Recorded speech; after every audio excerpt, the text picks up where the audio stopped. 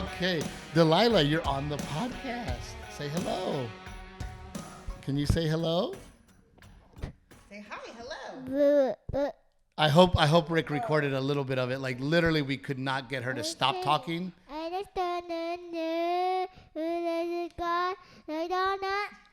What are you doing? All over. Delilah, tell everybody your name. What is your name? Delilah Ray. Delilah Ray. How old are you, Delilah Ray? 2. Yes, you are 2 years old. What's your favorite movie? The bad guys. The Bad Guys. She loves watching The Bad Guys. And then what's your second favorite movie? Moana. Yeah, she loves Moana. Moana. Not Poana, silly. Okay, can you do ABCs for everybody? A, B, You already forgot. C. Can you sing my song? Can I sing a song? Yeah. What song do you want to sing? Yes, ma'am. Yes, ma'am. What Thank song you. do you want to sing? Oh, silly that's girl. all right. Well, Delilah wanted to say hi to you guys. And, Delilah has been here. The summer's almost over, so she will start school next week. And since Delilah wanted to be on the podcast, we let her be on for a few minutes. Right, Delilah? Yes, sir. Yes, sir. Yes. Yes, sir. Yes, What do we say? sir. Yes, sir. Yes, sir. Oh, thank you, my love.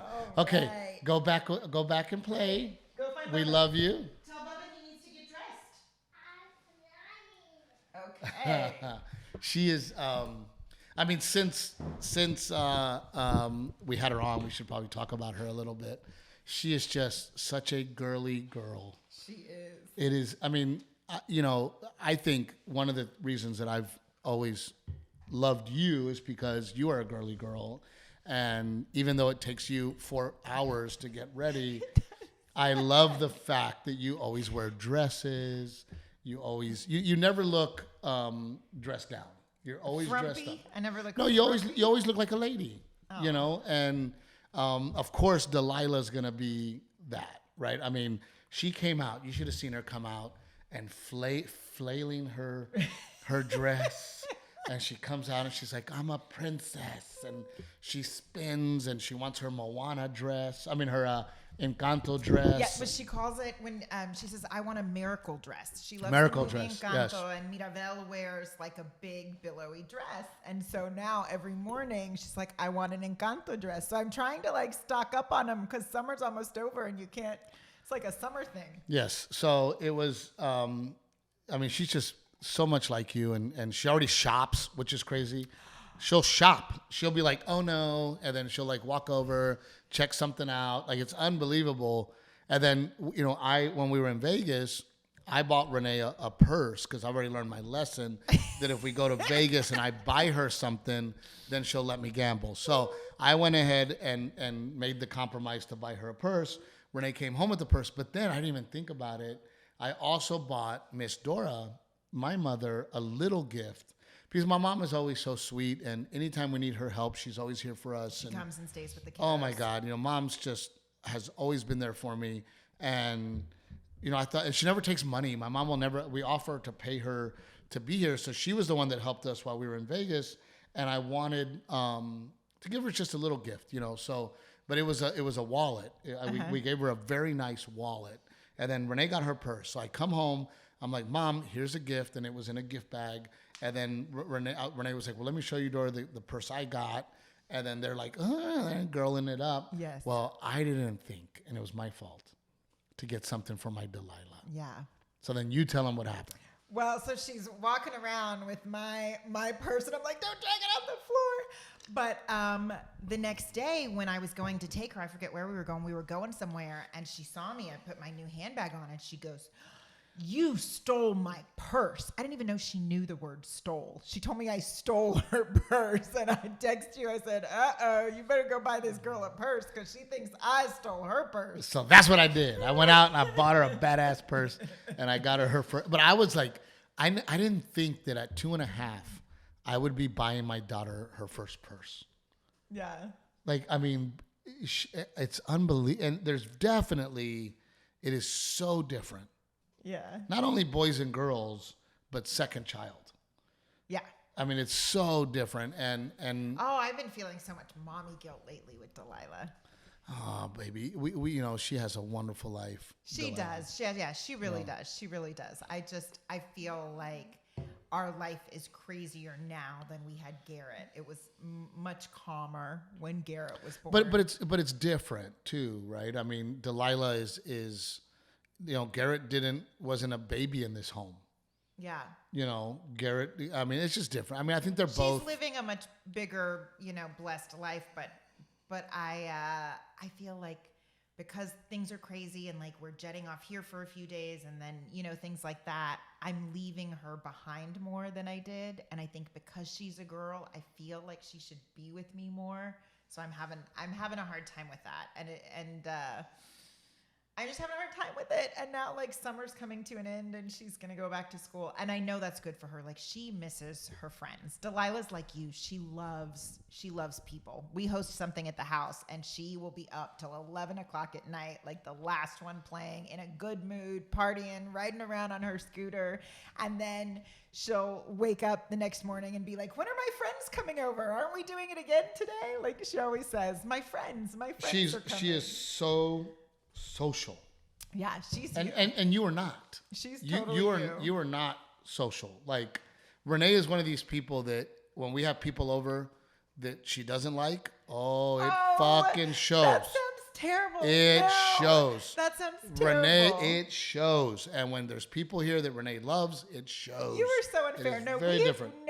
We have talked about this. You were one of those people that you feed off the energy of other people, and that like gets you going and gets you amped up. I don't disagree. It's like your audience. For me, I'm not saying it's bad. well, you make it sound like it's bad. I'm just saying that me and you are different people. For me, what is more, what gives me energy is when I actually have a chance to go down and lay in my bed and rest. Like when I have to entertain people, that is tiring for me. It doesn't give when me I more have energy. to entertain people.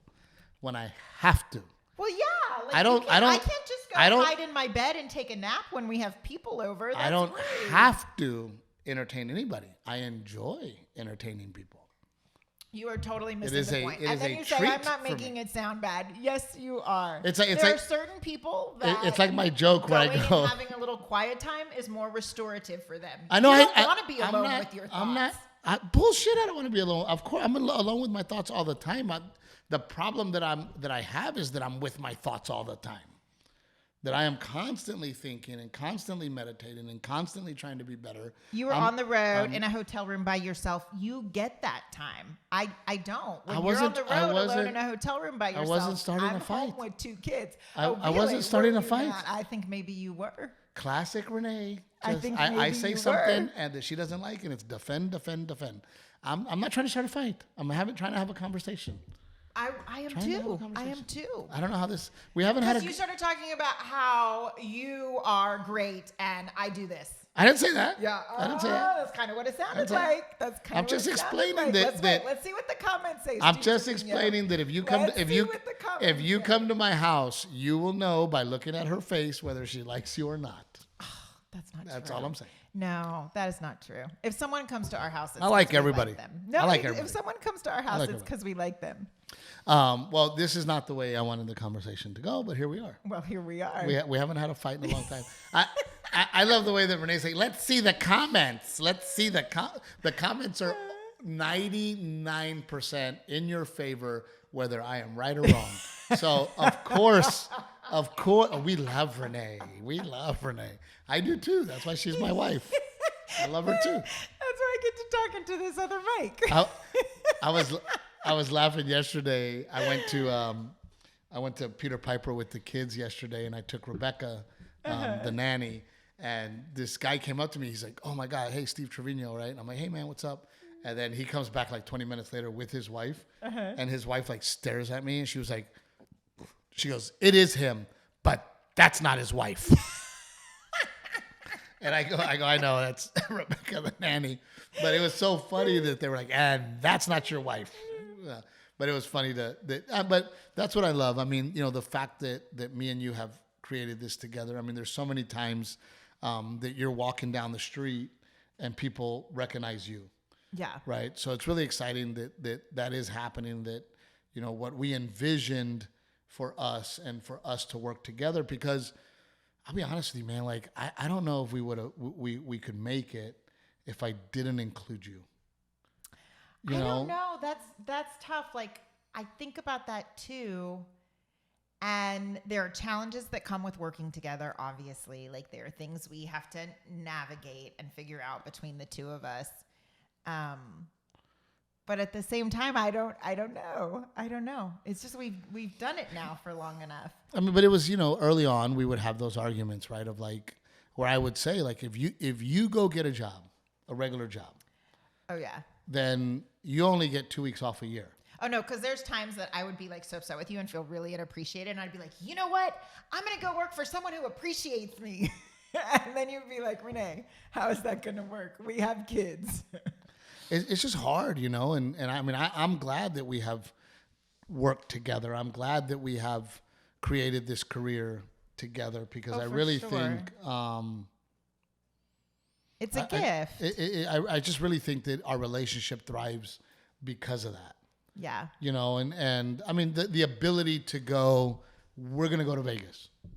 You know, you don't have to ask off. I am your boss, right? You fuck your boss. Oh, for sure. If I made a pros and cons list, even when I feel like unappreciated, the pros list is much, much longer. So, I mean, we've just been blessed in that way, right? But I mean, I say blessed, but we worked hard at it. Yeah. We decided to do it that way. We worked very hard to do it that way. Yeah. And now you get to direct a Netflix special. Yes. And you get to help produce, and you get to be on the phone calls with Rick and make decisions for us, and really have a huge role in what we do for a living. Yeah. That's why I love telling the story about how we met. Because oh, and I just realized in this moment, as you said that so look, I got a little emotional that this is the special that's finally going to be on, and it's one I'm directing. That's really, really cool. Yeah, it's very. Excuse me for 1 second. Can you? Yeah, no, that's really cool. And I am nervous and I am excited, but I'm really grateful to have Rick sort of helping me through the process, and we're assembling a team that I think is going to be really awesome and pull off something really beautiful. Last night I was laying in bed and I was looking, because we've already scouted the Tobin, and I was looking at videos and photos that we took at the Tobin Center. And if you've never seen a show in there, I mean, it's beautiful. The Tobin's I'm excited. gorgeous. There's like the tiers and the lights around the theater. Like I'm really excited. No, I am more than excited. I mean, I think this special is the first opportunity we have had to truly be on a national stage without relying on word of mouth. The word of mouth and people finding the special. I was going to say, what do you mean? I didn't follow you. I mean, we've never been on the big stage. You had a special on Netflix before. We did, but it was our first one. It was when Netflix started. It was buried and hidden, and it did help. But now it is. Netflix bought that special. Right. Now Netflix is paying us to be on their network. Yeah. So we'll get a little more page. I mean, there's a million things to watch on Netflix. Yeah. I was going to say, when you said that, I was like, no, we still need you to like share it with your friends. Oh, of course. And, like, make sure you're playing it on Netflix. We cannot thank you enough, and we've thanked you a million times. But, because of you guys, we are as successful as we are now. But now we are going to be successful, hopefully, despite the fact that we don't have to rely and count on you guys as much. Yeah. And I've talked about it before where, I have friends who are comedians, and I will not name names, that are just average. They're not that good. The industry loves them. They get specials on Netflix, and they end up with great careers. Yeah. Because they're able to get the eyeballs on them through a huge platform. Yeah. You know, so if that's the case for my friends that are not as funny, then what is it going to do for us, right? Yeah. Not to mention, a lot of those guys got Netflix specials before they had any social media.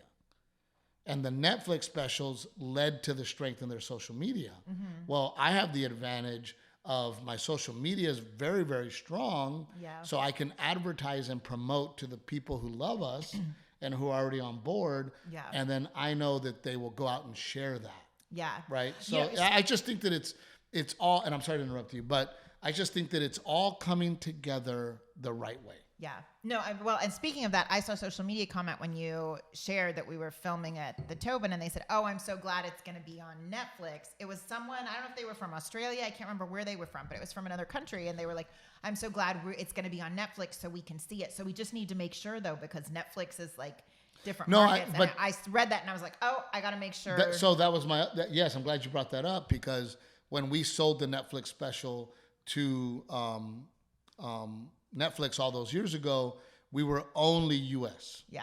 Right? And even our Amazon Prime, and I don't know, Rick, I know Rick's busy, but I think our Amazon Prime specials are only in the U.S. Yeah. We worked on it's like a separate... Yeah. Oh, and it's a separate Canada, application process for each one. Right, Rick? Correct. Yeah. So this time... I have a question for you. While I have you, you said you were nervous about this special. How were you with I Speak Wife? Were you nervous for that?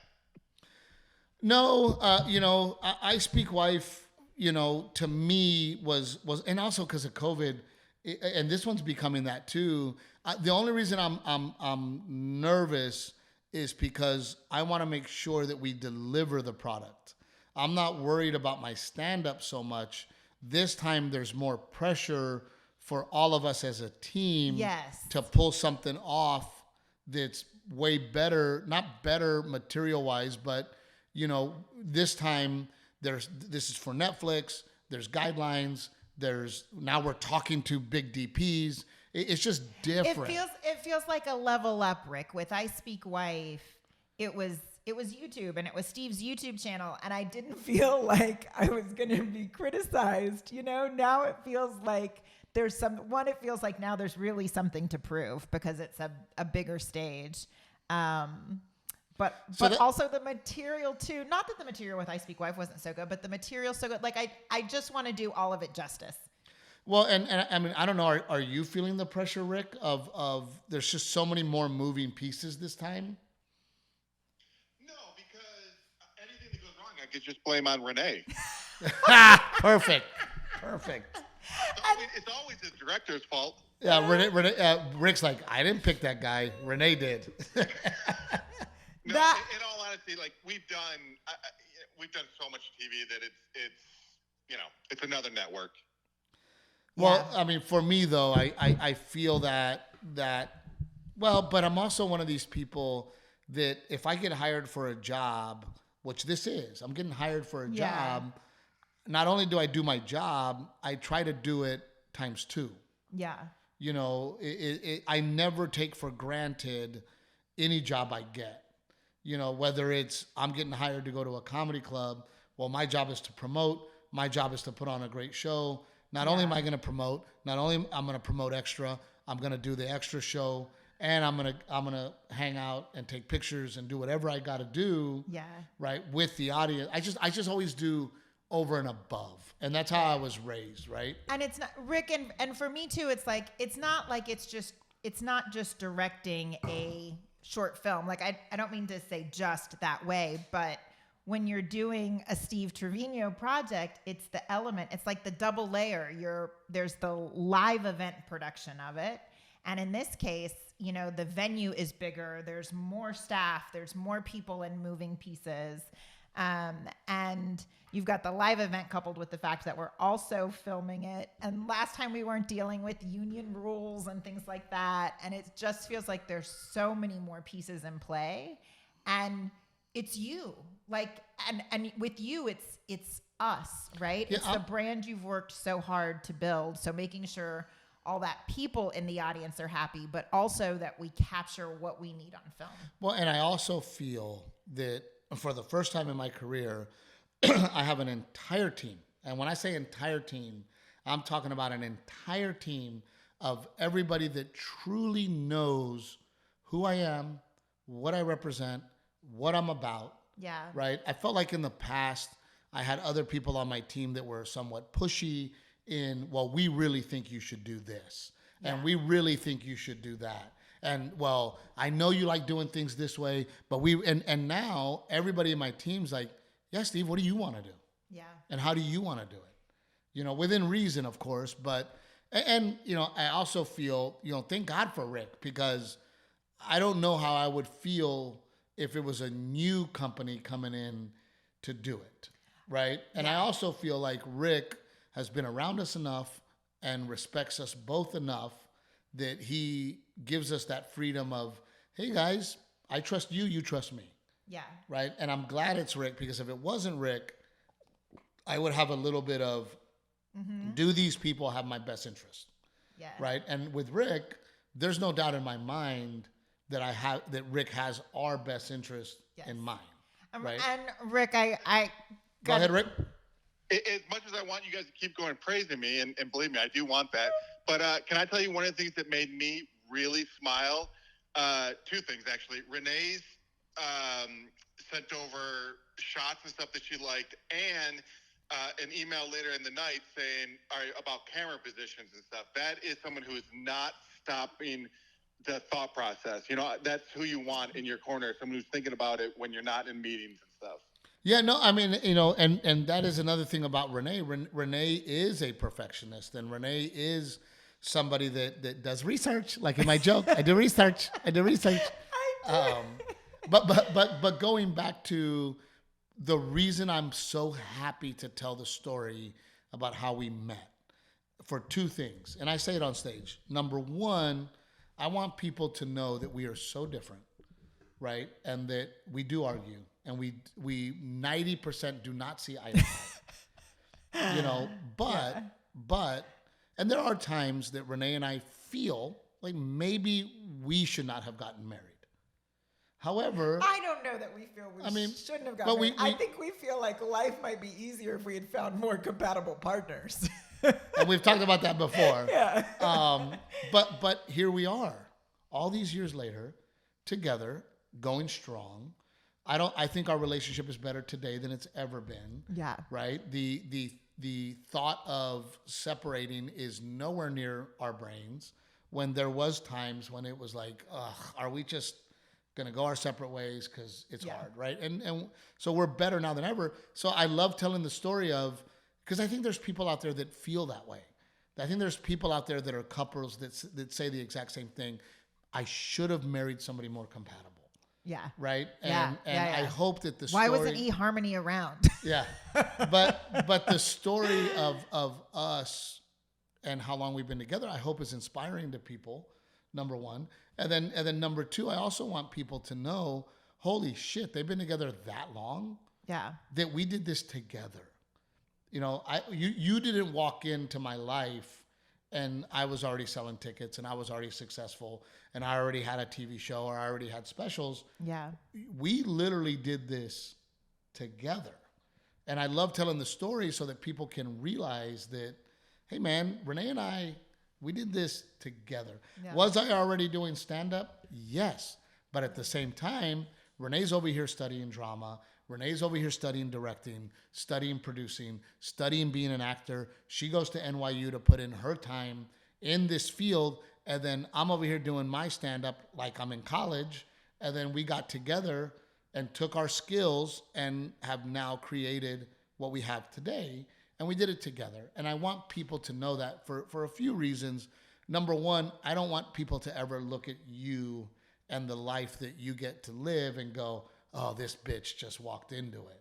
No, Renae earned it and worked hard for it. Oh, you know what I mean? Thank you. So I want people to also see that and to show our relationship in a way that's, of course, hilarious. It's one of my favorite bits right now. Hilarious, but also at the end of it to go, hey, look, man, Renae and I are not perfect. We are not compatible. Would eHarmony put us together? Fuck no. You know what I mean? But here we are, right? Yeah. And I think that even though we are very different, the thing that we are the same on is our morals, our hard work, our integrity, Yeah. right? Our belief in God, the Yeah. love we have for our country, all of the main things that truly matter, we're on the same page. Yeah. You know. Yeah. So I'm so excited for this special because, you know, they call them specials, and lately there's so many out there, they're not that special. But for me, this one is special because of all the hard work, Yeah. because what me and you have created, because the fact that my wife gets to direct and produce, the fact that, you know, Rick, who has become one of our best friends, Yeah. is a part of it, because my cousin's wife, Lori, is now a part of it. Yeah. I mean, it's just special, Yeah. you know, and I really feel like I have the right team around me Yeah. to then go out and turn this into something really special. However, I'm also a little scared. Why are you scared? I'm scared of the fame that it might bring. Being famous is very uncomfortable to me. People staring at me in a way when I'm out in public is scary to me and uncomfortable. Yeah. I've said it before on this podcast. I much rather prefer somebody like the guy at Peter Piper was great. I walked past him and he was like, "What's up, Steve? Big fan." Gives me a fist bump, and that was it. Yeah. And then his wife came over, like, "Oh my God, it is you. That's not your wife." And then, you know, they acknowledged me, Yeah. right? It's the constant staring. You know, I mean, like Gabriel Iglesias, who is so famous, you know, that even at his own party, he had to have security. Yeah. Even at his own party, his assistant couldn't leave his side. Right? You know, that's Well, that's just men being needy. No, I'm kidding. that's the scary part. Yeah. And my life right now is literally a million miles an hour, and it makes me go, gosh, does it make it more busy or less busy? We don't know. Yeah. Right? You know, with more success, do I get more help? Or with more success, do I get more busy? I don't know. More help doesn't necessarily, I don't want to say more help doesn't necessarily help because it helps, but it becomes more to manage, and that's tricky too. Renae, can you call? I got it right here. Yeah, my phone has been acting weird, Rick. Is that better? Perfect. So yeah, you know, that is one of the things that's making me nervous is this going to make me, you know, and again, like, you know, me and you go to SeaWorld and we could pass 10 people and they don't know who we are. Yeah. And then we pass one or two out of those 10 and they go, "Oh my God, Steve Trevino, can we get a picture?" Or they're staring, right? So I don't know. I mean, you know, that's kind of what makes me nervous. Yeah. You know, it's really hard to have family time as it is. Yeah. Because when we do go out, I mean, you know, there's not a day that goes by where I go out in public where Garrett goes, "Oh, that's a fan." You know, where we're doing something and he goes, "Oh, that guy's a fan." Or Garrett will go, "Oh, we got to stop so you can take pictures." You know, and I'm like, "Yeah, buddy, like, it's our responsibility." I think And he then, does a you good know, job. He of does do a good job. understanding it. But what I'm saying is, what happens when that gets turned to 10? Yeah. Right? What happens? I remember listening to Paul Rodriguez's son, who is now a famous skateboarder. You know, Paul Rodriguez's son saying, "I hated it." He's like, we couldn't go to Disney World because my dad spent the whole day with everybody else. Yeah. You know, we couldn't do this because my dad spent the day with everybody else. You know, so Yeah. I don't know. It does scare me a little bit. I mean, I hope that we handle it with class. I hope we handle it in a way that is the right way. Yeah. I'm also excited about the fact that if I do become more famous with this special, I can now raise more money for veterans. Yeah. I can now bring awareness to veterans. Yeah. You know, so that makes me happy. You know, the more fame that I have gotten, the more I've been able to get the word out about the struggles that veterans have. Yeah. Right. So I am happy in the fact that I can make a greater impact. Right. In a good way. I'm excited about, like, you know, through COVID and the podcast, people from South Africa have found us, people from Singapore, from India, it's so awesome. from, you know, all around the globe have found us, and that's really, really cool. And I'm excited for them to get to see your stand-up special. Oh, me too. And see where, like, it where really all is. I came mean, from. it's mind blowing, man. I mean, when we get messages from South Africa and we get messages from Singapore and we get messages from Europe and Australia, and you just go, oh my gosh, like. I'm like, I want to go to all those places. Let's go. I'm this little kid from Gregory, Portland, Texas. Oh, yeah. You know, and I go home and I just go, holy crap. Today, as a matter of fact, I for whatever reason, I Zillowed the house I grew up in. Yeah. And I was like, oh my God, it was 875 square feet. The house I grew up in was 875 square feet. Yeah. And you know what I love about that? And again, going back to this special, I never felt poor. Yeah. We always had a beautiful home. That home was always well kept and clean and nice. Yeah. Our yard was always nice. I knew we weren't rich, right? That's one thing I did know. I knew we weren't rich, but I never felt poor. I have hardworking parents who had a lot of pride in their home. Yeah. And they lived in their own budget so they can enjoy their retirement, which I would say my parents, not only did they raise us kids, we never went without, right? We never begged or asked for anything. And my parents were able to have they're having a wonderful retirement, you know? And I think that it makes me sad that why was that good enough for my parents? And I feel like nowadays people go, I'm not going to live in that house. It was a great home. It was a great home. I love that home. And everybody on that street was in similar situations. And in those days, all the homes were nice and neat and clean. All the yards were nice.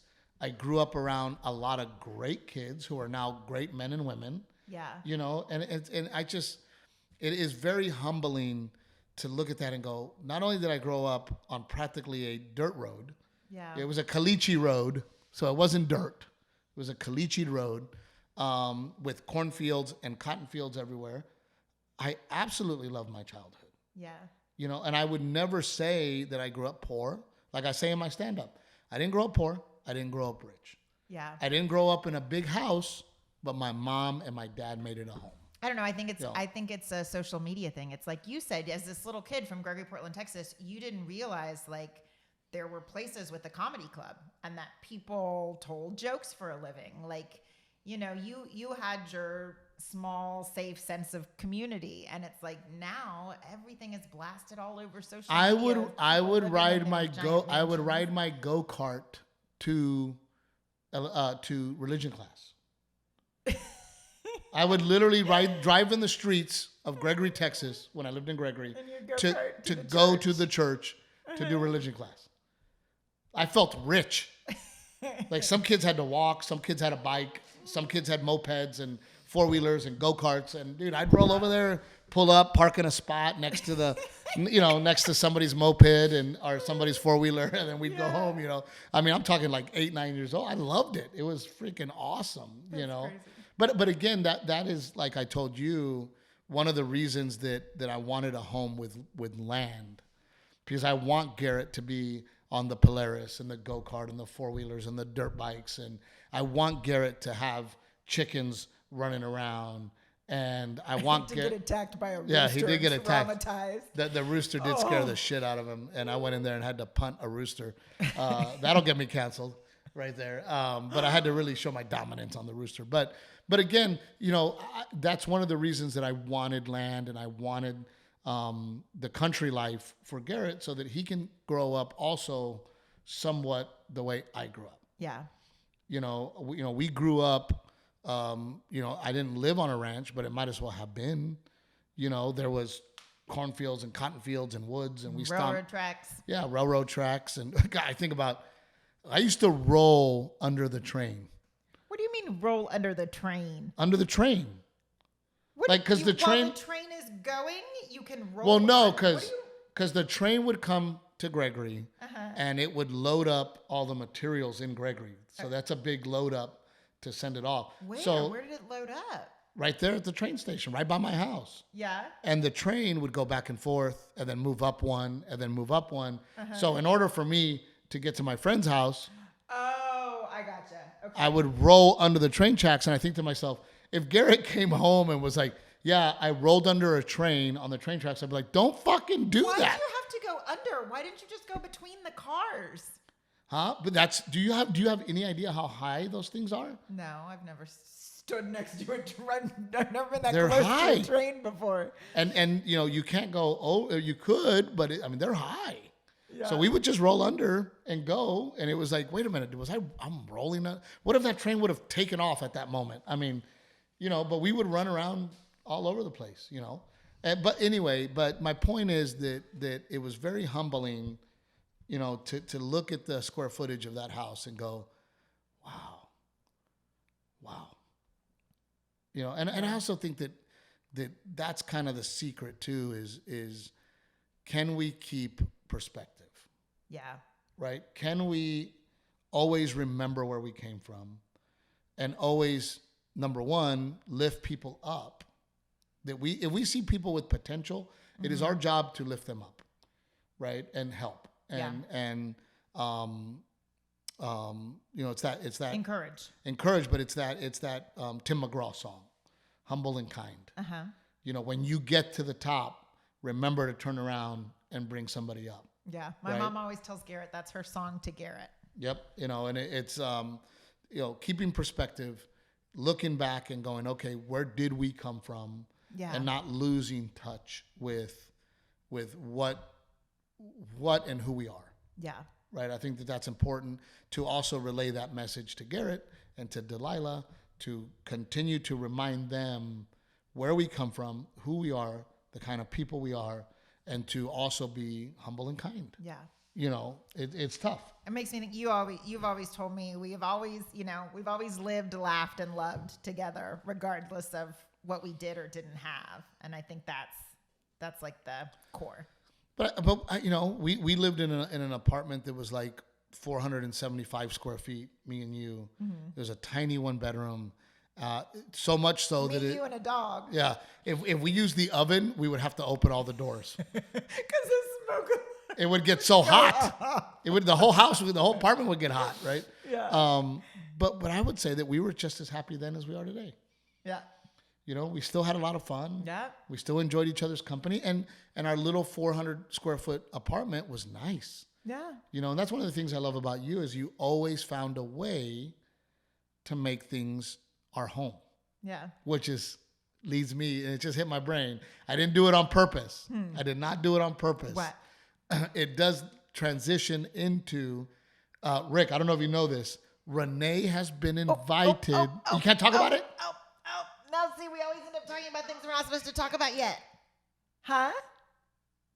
Stop making me bleep things. I know. Wait. We can't spill the tea, sis? Not yet. Okay, well, there's some exciting news to share with you guys about Renae, and it is really cool.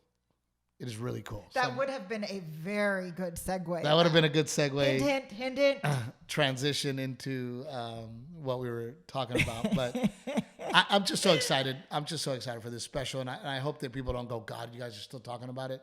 Yeah, we are, because I'm just excited about it. I'm a little nervous about it, and for all the reasons that I put out there, right? Yeah.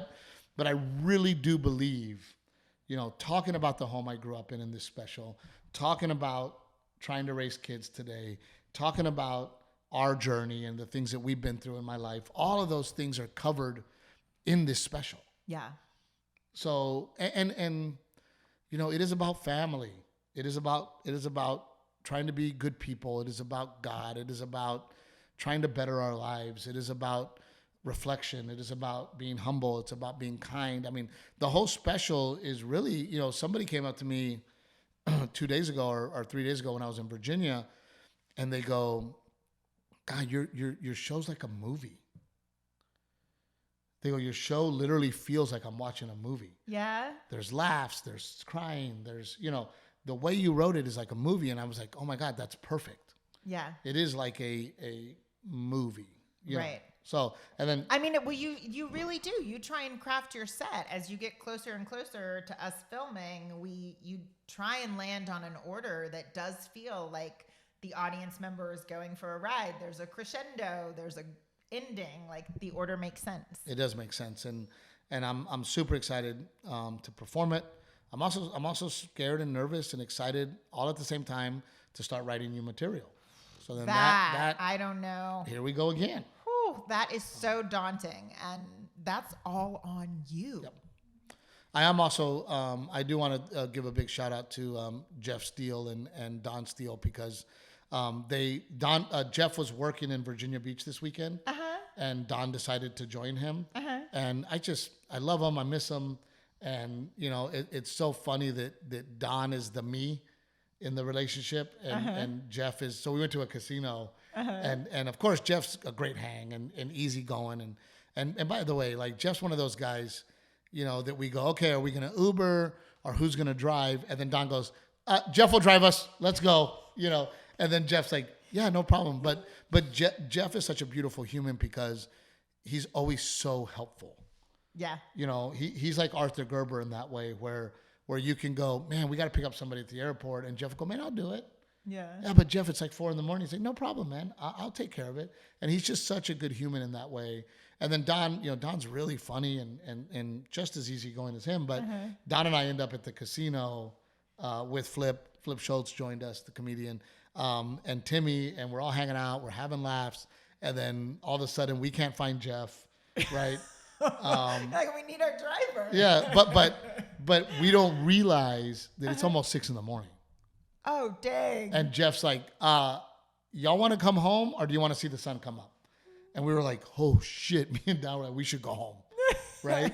And then I'm super concerned because I'm like, oh crap, I think I lost a bunch of money. I don't know how much I lost. Yeah, I didn't know. I think. And then all of a sudden, Timmy comes up to me the next day and he goes, hey man, here's all this money you gave me. I cashed it out for you. And I'm like, oh my God, thank God, dude. I didn't know what happened. And then I look in my shirt pocket and I've got a bunch of money in there too. I'm like, oh, I did good. We did good. We broke even. So it was a great weekend with Don and Jeff. And I think sometimes people are so easygoing and so kind and such good friends that we forget to tell them thank you. Yeah. Right. So today, a message to those of you out there, think about those friends that you forget to say thank you to and maybe send them a message. Send them a text message, call them up, and just remind yourself that those friends that you have that are so selfless and don't ever ask for anything and are always there for you, just remember to send them a little text message saying, hey, if I forget to tell you thank you, please understand that I love you and thank you and we appreciate you. Yeah. So I think that's the little message we have for you guys today, and I think it's a good message. I like it. Because Jeff and Don lived in Temecula, California. They're original Texans. We all went to high school together, and then they moved literally an hour from us. Yeah. And our life is so busy that we don't get to see them. We talk about that all the time, even with like Ponch and Kiki. We see our friends when we're out on the road, and then when they end up closer to us, we almost see them less. Not almost, we do. We see them less because life at home is so crazy and chaotic when we're here. It's nuts the way that works out. So big shout out to Aztec Chevrolet for always taking care of us. So proud to be associated with those people. Give them a chance, please. Also, big shout out to Old Salt Coffee. I am at the point where I cannot live life with other coffee. I don't want to drink anything else. That is our coffee. It has become I don't know if it's acquired taste or the quality. And I don't consider myself a coffee snob. You are for sure it's a coffee snob. It's amazing coffee. Trevino 10 gives you a discount. Please order. And then of course, pick Cherries. Download the app. Send us your cherries, please. Yeah, I'm curious to see like what people clip out. I want to see some cherries. We love you guys, and Rick, I'm so excited for this next few months, 4 months, and the adventure that we're going to go on to deliver, hopefully, a beautiful product that inspires, that makes people laugh, that makes people forget about their worries, that makes people realize that their marriage is good and should continue. We love you guys. We'll see you next time. Don't forget, tell those friends that you always count on that you love them. Thanks, guys.